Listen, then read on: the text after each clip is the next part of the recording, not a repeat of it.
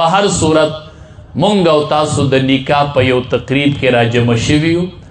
حاجی شیر افضل صاحب د هغه د بچی محمد ابراهیم نن د هغه د نکاح او د ولیمې یو پروګرام دی، هغې کې مونږ او تاسو ټول راجمع شوي او مونږ به دا دعا کوو چې الله دا خوشحالي تا حیات په خوشحالۍ برقراره وساتي. الله نکاح څه ته وایي؟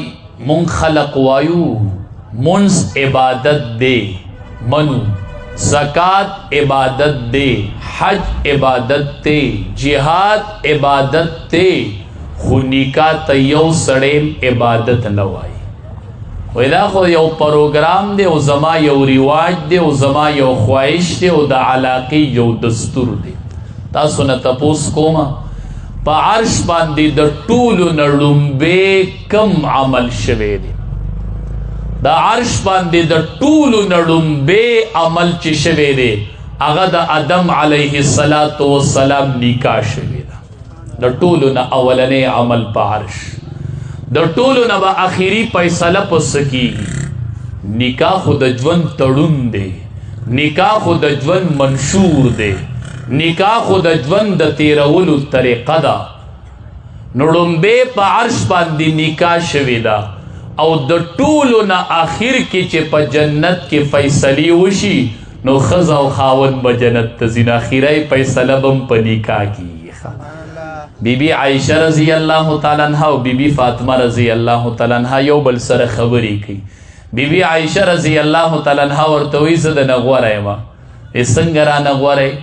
وایي ځکه درنه غوره یم چې زه د نبی کریم صلی الله علیه وسلم لوري ما او ته د ابوبکر صدیق رضی الله تعالی عنہ لوري نه وي، غوره درنه نه شوم. بی بی عایشه رضی الله تعالی عنها ورته فرمایي وی نه زه درنه غوره یم. وی څنګه؟ وی غوروالی د اخرت غوروالی دی، او چې کله خلق جنت ته ځي نو وی ته به د علي رضی الله تعالی عنہ سره جنت ته ځي او زه به ستا د ابا جان د امام الانبیاء په نکاح کې هم زه به د هغه سره جنت ته ځم.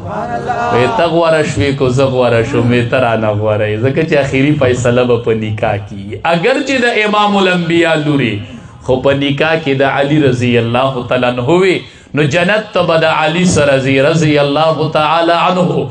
اگر چې د ابوبکر صدیق رضی الله تعالی عنہ لوري ما خو نکاح می د نبی اخر الزمان سره شوی د ژوند ملګری جنت ته به ورسره زه ځم. نکاح دومره اهمیت په شریعت کې لري. دا ډېر ښکلی عبادت و، د دې ډېره ښکلې طریقه وه خو موږ نه ګډه وډه شوله.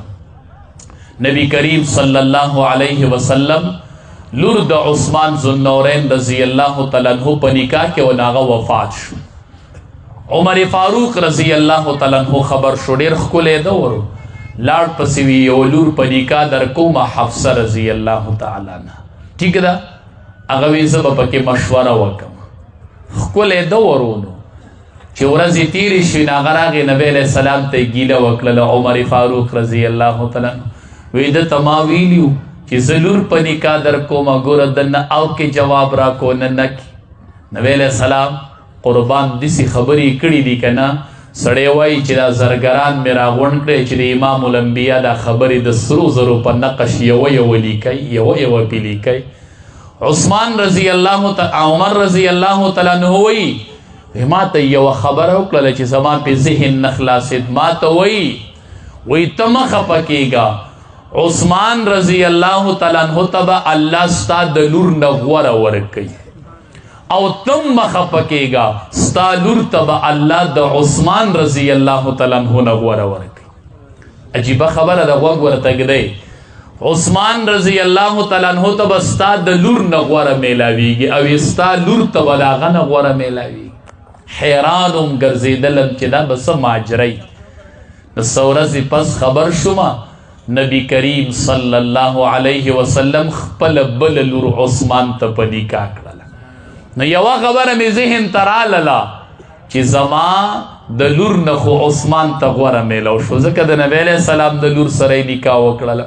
خو ماته هم امام الانبیا ویلي وو چې ستا لور ته به د عثمان نه غوره میلاویږي. نو په دې مې چې دا به څنګه چلي؟ وایي چې لږې ورځې پس تېرې شولې نبی علیہ السلام زما په حق لور پسې په خپله د نکاح پیغام راولېږه وی هغه لور دې ماله راکړه نو زما د لور ته د عثمان نه غوره میلو شو رضی الله تعالی عنه او عثمان ذوالنورین ته زما د لور نه غوره میلو شوله داسې ښکلی دور و داسې اسانه نکاح به وه نو ډومبې په عرش باندې عمل چې شوی دی هغه د نکاح شوی آدم علیه السلام رب العالمین پیدا کو چې کله آدم علیه السلام پیدا شو د آدم علیه السلام د پیدایش نه خټه پاتې شوله رب العالمین د هغې خټې نه کجوره جوړه کړله ځکه دې کجورې ته عربی کې وس عمه وایي یوه خالی د مور خور او یوه عمی د پلار خور دا زمونږ د پلار خور ده د آدم علیه السلام هغه نه چې کومه خټه پاتې شوله د هغې نه جوړه شوې ده